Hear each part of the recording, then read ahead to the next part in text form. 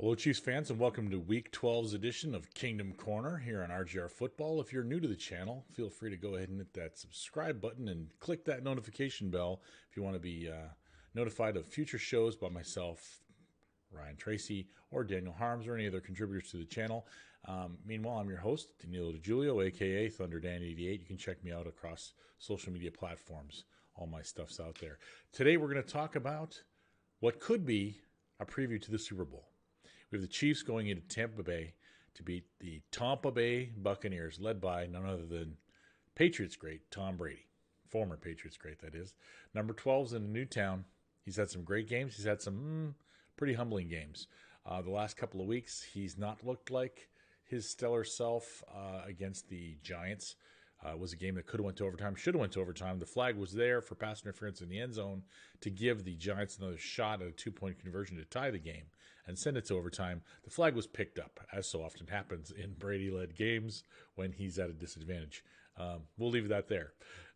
You Chief fans know what I'm talking about. You watch the AFC Championship game. We're all aware.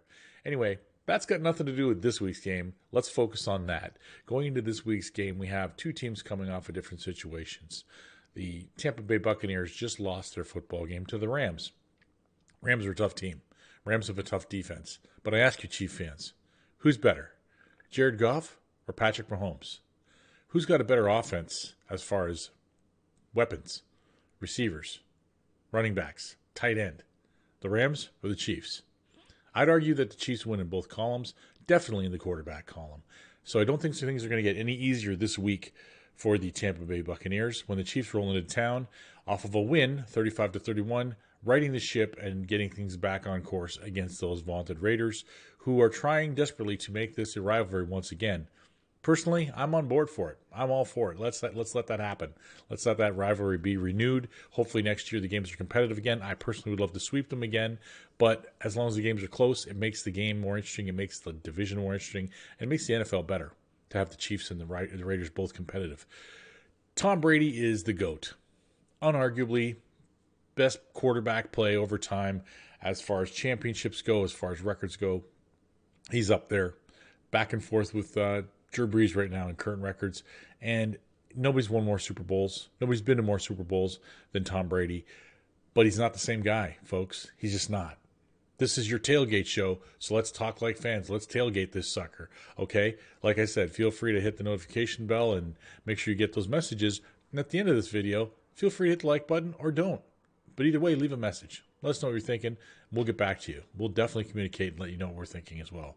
And what we think of your thoughts, and we'll always be polite. You don't necessarily have to be. It's social media. What are you going to do?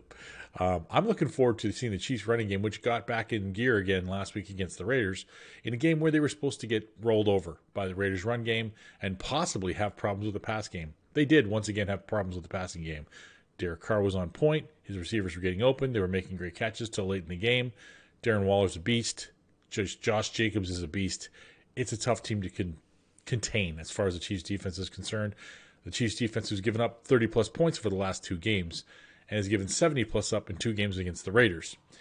That said, the Chiefs still possess the 8th best pass defense in all of the NFL. Meanwhile, the Buccaneers' pass defense is ranked 16th. You see where I'm going with this? The problems of the last few weeks, I think, are going to haunt the Tampa Bay Buccaneers for the rest of the season. The problems for the Chiefs the last few weeks, I think, are correctable because we do have a lot of guys coming back that are key in the defensive side of the ball.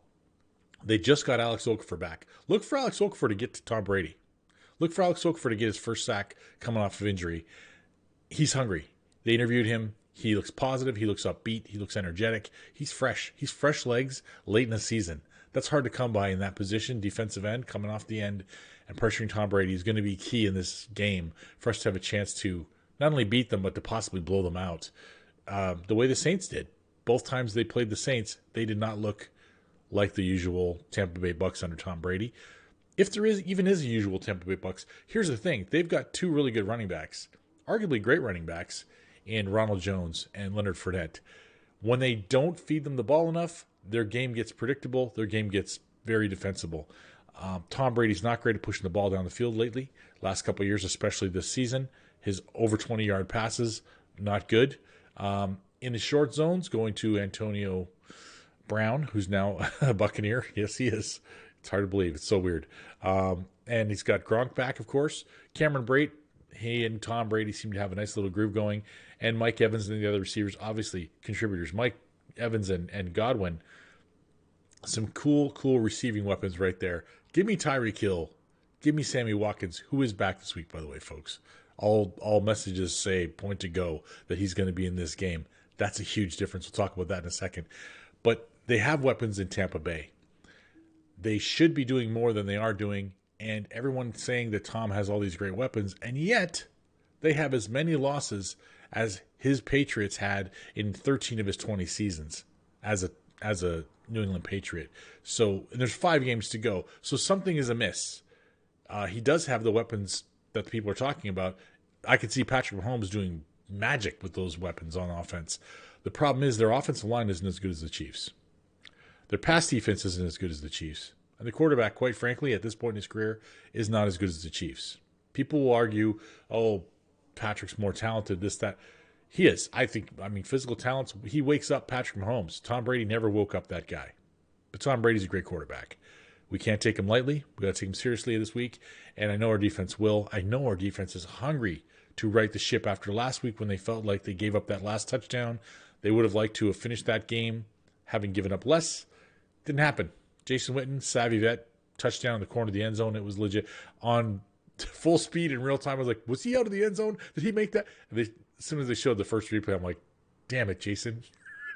You got to be so good. Always loved that guy. Always remarked that his career was just exceptional. Great receiver.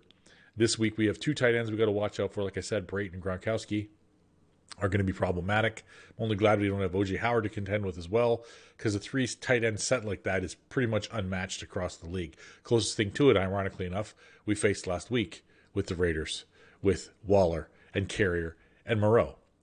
The Chiefs, on the other hand, we have Travis Kelce. We have the best tight end in the league. Bar none. Bring your arguments. Come on. I ain't scared. All right, Travis is the man. There's a lot of great tight ends in the league right now. He's the guy. He's the one to watch. He gets one more score this week. He's going to pass Marcus Allen on the Chiefs' all-time scoring list. He's that guy. He's that good. He's aiming for 1,000 yards on the season. It would give him 5 in his career, which is more than any tight end ever in the history of the NFL. Not only that, he would have done it in 5 consecutive seasons. I only wish he was able to play his first season. Unfortunately, he had microfracture surgery as the season got started, and he wasn't able to play, so we'll never know. Much like Patrick Mahomes didn't get to play his rookie season. So all these records that are coming in now for best record by rookie, the records that Cleveland quarterback has, Baker Mayfield, those wouldn't exist if Patrick Mahomes' first season as a starter was considered his rookie season. 50 and 5,000, pretty much scrub the books. You're not touching the record. Somebody incredibly phenomenal like Patrick has to come down the line, and I don't foresee that happening again in a Coon's age. Raccoons live a notoriously long time. They're like cats, but like with longer lives. I don't know. I'm just riffing. I'm looking forward to the game this weekend. I hope you are too. Hopefully the weather's good. It doesn't seem to be COVID's going to be a major factor this week. We are missing some guys. We did put Byron Pringle on IR.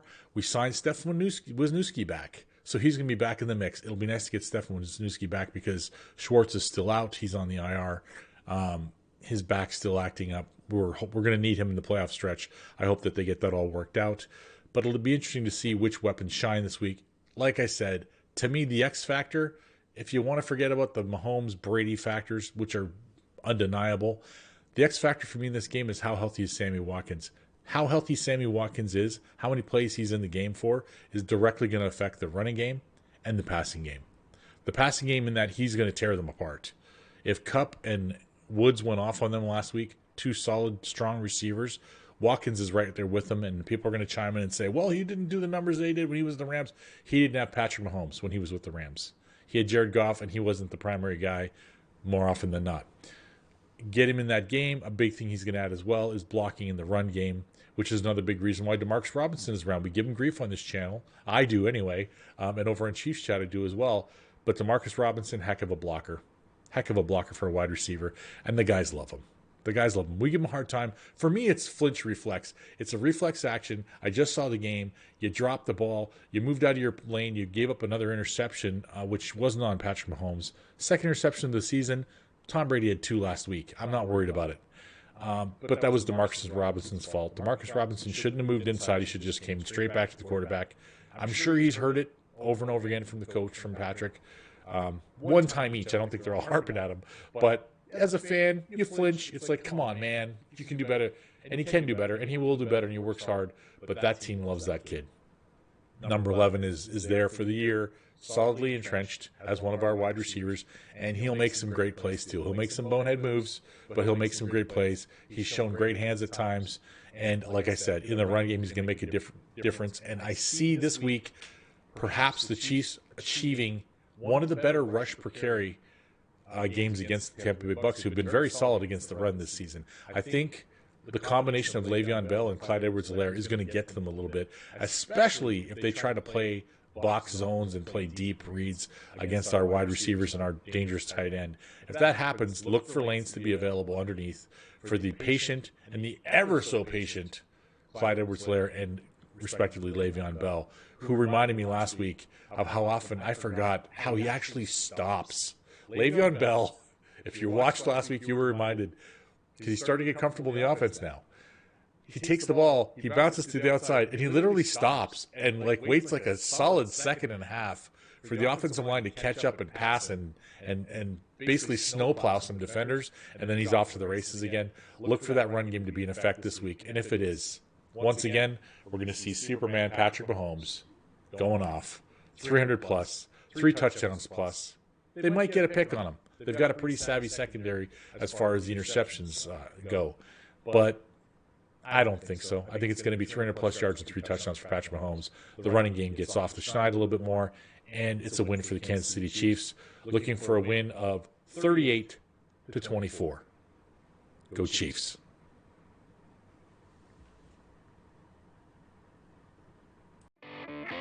Thanks for watching this video from the team at RGR Football. Click these videos to see more, and subscribe to RGR Football.